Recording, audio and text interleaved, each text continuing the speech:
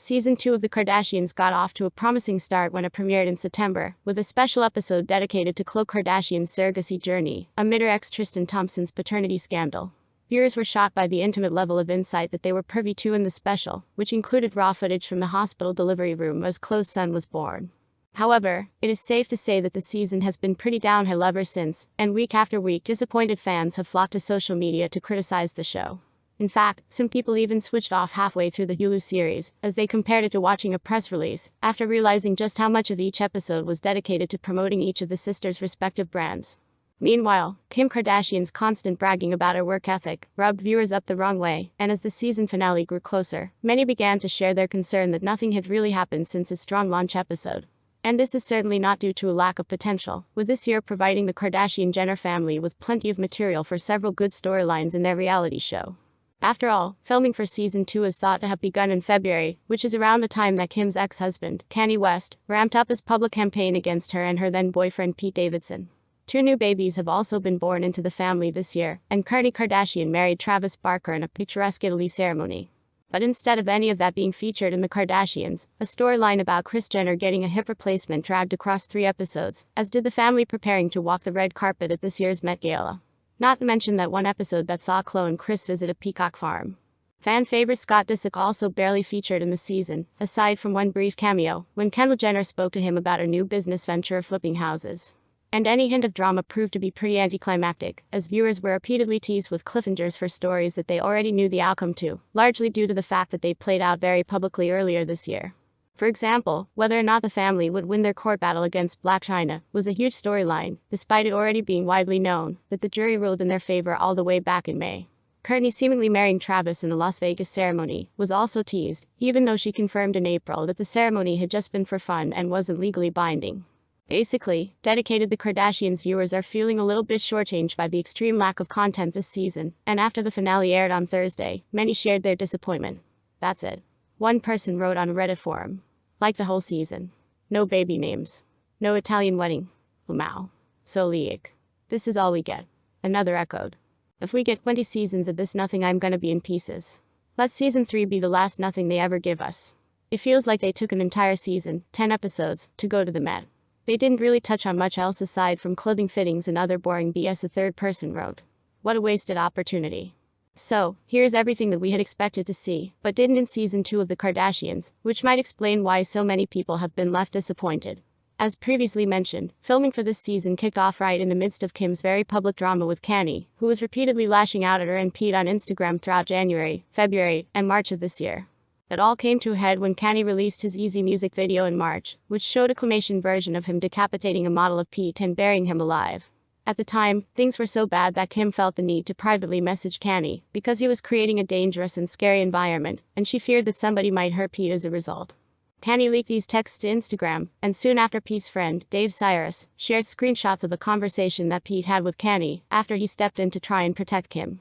While Kim has always made it clear that she never wants to publicly speak out against the father of her children, we did expect to get some level of insight into what was going on behind the scenes, as the drama unfolded online. Although nobody ever expected Kim to chastise Kanye on the show, even a suggestion of how his constant attacks were impacting her on a personal level would have been interesting for fans to see.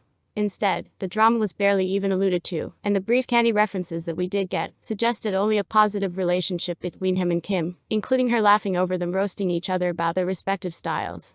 The most insight that fans got into the very public feud came in this week's finale, when Kim said of her ex. Even when he was at the height of not speaking to me and being angry with me, he won a few Grammys, and I still reached out to him. But no further details of why Kanye was angry or how he was behaving were referenced throughout the show, and if it wasn't for the fact that he was incredibly public about his feelings towards Kim and Pete at the time, then Kardashians viewers never would have known what was really going on. Speaking of Pete, his presence was a huge selling point in the rollout for Season 2. He and Kim first started dating in October 2021, and while he was repeatedly mentioned throughout Season 1 of The Kardashians, which premiered in April, him appearing on screen wasn't even teased until a post-credits scene in the finale. In this scene, Pete remained off-camera as he and Kim had a flirty exchange, and many viewed this as confirmation that he would appear in Season 2. The show's executive producer went on to hint heavily that Pete would be featured in the show, and the whole thing was verified when the first trailer dropped over the summer, and he popped up in a post-Met Gala scene with Kim. But while Kim did have a phone conversation with Pete and mentioned him throughout the season, he only had a very brief on-camera appearance in one installment of the 10-episode run. To rub salt in the wound, fans noticed that he'd been cut from another episode that saw Kim try on her Met dress, which it is known that Pete was present for. To be fair to the show's producers, Kim and Pete called time on their relationship back in August, 1 month before season 2 premiered, and this may have impacted the edit. But considering Pete's presence was literally used to promote the show via its first look trailer, it's understandable that fans expected to see a little bit more of him. In fact, earlier this year Pete appeared to be striking up a bromance with Scott, after they enjoyed a boys' night together that was documented on social media. As a result, many thought that this could be a storyline in the show, which would also give the series some of the comic relief that Scott was famed for bringing in the family's previous reality series, Keeping Up with the Kardashians. And if Pete really was edited out of the show following his and Kim's split, then it might explain why Scott had such minimal screen time this season. In season 1, Scott's storyline revolved around his unhappiness at the family not inviting him to their functions, ever since his ex, Kourtney, started dating Kravis. Because of this, viewers expected to see Scott's reaction to Kourtney and Travis's May wedding, with the pair tying the knot on a lavish Italy ceremony that was attended by the whole family. But we didn't even get a glimpse at the nuptials, let alone Scott's response from his home in California. Kourtney's wedding is perhaps one of the most surprising things to have been omitted from the show, especially as the Kardashian-Jenners flooded social media with photos and videos from the big day at the time. With all of the sisters and their mom, Kris Jenner, in the Italian fishing village of Portofino for the occasion, it seemed like the perfect opportunity to share some of this behind-the-scenes footage from the trip. But while Kourtney's dress fitting was filmed for the Kardashians, as well as her and Travis making out in front of historical hotspots during their prep trip to Milan, fans were given nothing in terms of the actual wedding or its build-up with her nearest and dearest. This was made even more confusing, given that the show's executive producer confirmed back in June that they would be covering the wedding, saying the footage would be so amazing that viewers would be clamoring to tune in. Even if the ceremony itself had been kept private, it is extremely unusual for the show to not even offer viewers a peek into the reception, or at the very least a post-event debrief in the form of a confessional or a family conversation. But while this is uncharacteristic of the Kardashians' approach to reality TV when they first found fame at the start of their careers, it feeds into their apparent rebrand of giving fans less access to their private life. Kourtney's wedding is just the latest milestone event that the family have withheld crucial information about, with Kylie Jenner still yet to reveal her 9-month-old son's name. Despite being happy to share her daughter Stormi with the world soon after she gave birth in 2018, Kylie is yet to show fans her little boy's face or confirm what she has called him. In Thursday's finale, Kylie teased that she might finally reveal the name in season 3 of the Kardashians, but in a harsh insight into how the family's newly refrained approach to their personal lives is impacting their star power, one viewer responded, "Meh, who even cares at this point tbh."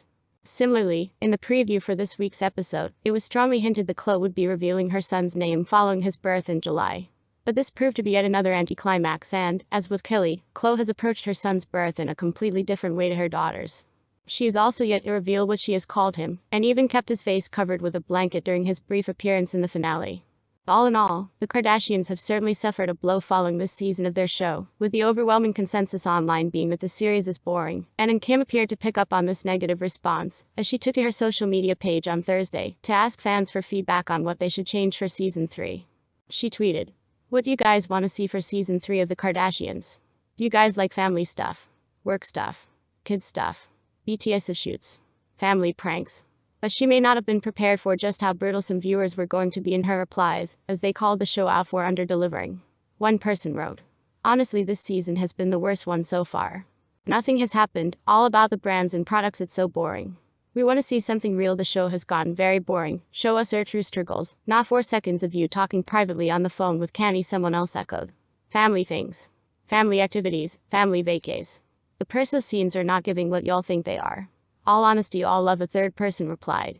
Another wrote, "Something needs to change. The show feels like an infomercial. Khloé as always is the only one sharing the real and the raw. We want to see the Kanye drama, Travis Scott rumors, Ray J controversy, etc. Also more kiddos. And less Kravis PDA. Oh, and bring Scott back. We want what we fell in love with, genuine reality TV that follows everyone, not the superficial 45-minute advertisement for all Kardashian products, so boring to watch now," one more agreed. Kim has not acknowledged the backlash, but it'll be interesting to see whether any of the criticism has been taken on board when season 3 airs next year.